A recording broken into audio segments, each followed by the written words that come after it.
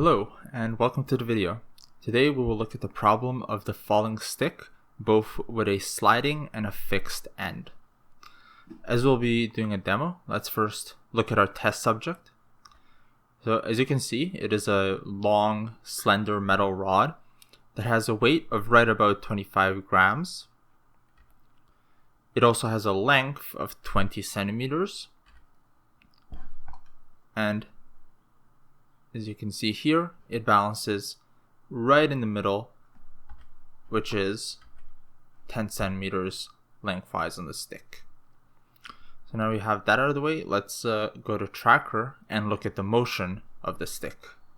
Alright, so here is tracker, and here you'll see these red spots show the movement of the stick, so the movement of the stick throughout each frame. And I'll just quickly let the movement play out so you can see what it looks like. And just a few things I would like you to notice. Notice that when the stick drops, the center of gravity, so these tracks in the middle, are falling vertically straight downwards. Meanwhile, the tracks at the end here are going horizontally. I also added a little stick here, measuring stick here, so you can see it is about 1.8 centimeters the displacement of the sliding end down there. And that is all I wanted to show. All I wanted to show you in tracker. Let's now look at the equation for this motion. Okay, so let's derive the equation of motion for this problem. And so what we're going to do is we're going to take the sum of all moments about the center of gravity. Since there's no fixed point in this case, we have to take the sum of moments about the center of gravity. So you should know that the mass moment of inertia about the center of gravity is that 1 over 12 mass times length squared, and the force of gravity is mg. That should be known. So next, we will take the equation, the sum of forces in the y direction, which is the normal force pointing upwards minus the force of gravity. Since, as you can see there in the coordinate axes, the y direction is upward, so upward is positive, and that all equals mass times acceleration in the y direction. Next, the sum of forces in the x direction. As you can see from the free body diagram, it is in fact 0. Therefore, we can eliminate ax, since we know it has to be 0 as well, since mass cannot be 0.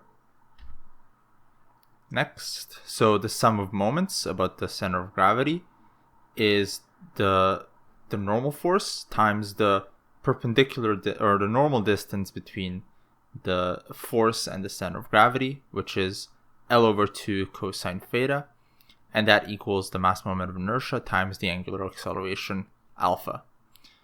You will notice I didn't draw L on the free body diagram. That's just because I didn't want it to get messy, but L is understood. You should understand that it is the length of the rod. And then the last equation is this, which is the relative acceleration equation for point C, specifically for the y acceleration of point C, which, as you should have noticed in tracker, is going to be 0, since point C does not move in the y direction at all. And that is going to be equal to the acceleration of y plus the acceleration of c relative to the acceleration in the y direction, which is the equation right there. So from these 4 equations, you should be able to derive this. Alpha, the angular acceleration, equals 6g cos theta over length times 1 plus 3 cos squared theta. Now, you shouldn't trust me, so I encourage you to take a few minutes and try to derive this on your own from the equations on the previous slide. But we will not be doing that right now. That you should do that as an exercise on your own. And last, here is a plot of the tracker results in red versus the predicted results in blue. And as you can see, they're pretty close, not quite exact. But I think this kind of shows the point that why you shouldn't bother using, 20 significant digits when any predicted calculated results will always be slightly off from anything you're going to see in the real world. So when you're doing these calculations, use 3 or 4 significant digits and don't worry yourself about having 20 significant digits, because in the real world it doesn't really matter. Okay, let's now move on to the same problem but with a fixed end. Okay, so here is tracker once again, this time with the same stick, this time with a fixed end that I just fixed by putting it on a piece of sandpaper. And let's let this motion play out once again. And as you can see, this time, unlike last time, the end here is fixed. It moves around a little bit, but this is a few millimeters just as it's, jumping around the grains of sand.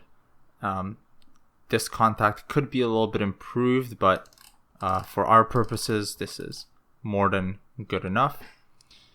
And this time, unlike last time, the center of gravity is actually falling in a bit of a parabolic arc instead of just straight down. And that is, of course, because this end is fixed.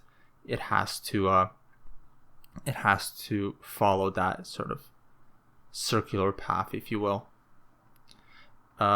So with that done, let's once again derive the equation for this motion. So the last stop of the day, we will look at the equation of motion for the fixed end. And since we have a fixed end this time, we can actually take the sum of moments about that fixed end, which, as you can see in this end, since we have this extra force of friction, which can be any reactionary force, just in this case it's force of friction, we have an extra force that we have to deal with if we take the sum of moments about the center of gravity. So instead, we're going to take the sum of moments about the contact point.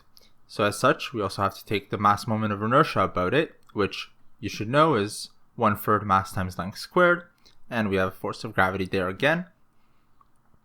And for this problem, there's just one equation, and it's the sum of moments about point C. And from this, you should be very easily able to derive this, which is the equation for the angular acceleration for a stick falling with a fixed end. So just like last time, here is the tracker versus the predicted results.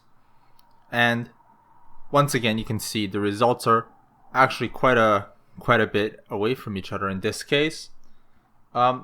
Once again, it just demonstrates that there's no need to use lots of significant digits when real world results will vary around, and there's always going to be some imperfections in the data collection and external variables that you can't control for.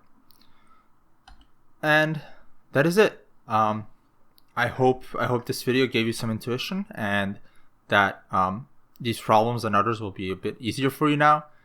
And have a great day. Goodbye.